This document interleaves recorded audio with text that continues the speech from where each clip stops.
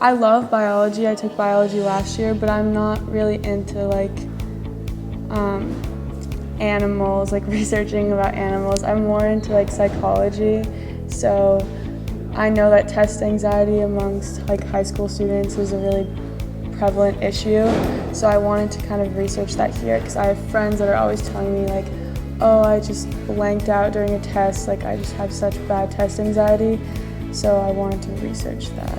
I'm sending out weekly surveys to 30 participants, asking them to report on the test anxiety they experienced in a week.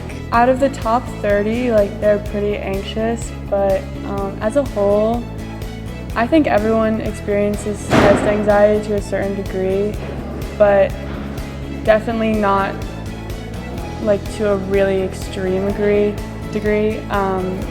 But my participants do come up to me a lot after I like talk to them like how's study going, like they do say that they get really anxious a lot. You can do things to control your test anxiety and it's not debilitating and it's not like an excuse for doing poorly. It's just like there are things you can help to lessen the anxiety you feel, and then I can kind of advise students in the future to use certain things so that they don't feel as anxious during tests. But I also think that a lot of people kind of just look at test anxiety as something they just have and it's never going to go away. So that's also like a conclusion I want to come to so I can help people.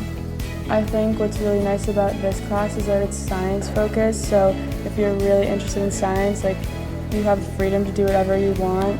I think it kind of cemented like my love for science. I knew going into the class that it was going to be really interesting, but I think the freedom of being able to make my own schedule and research what I want to research just proves that I want to do something like this in the future.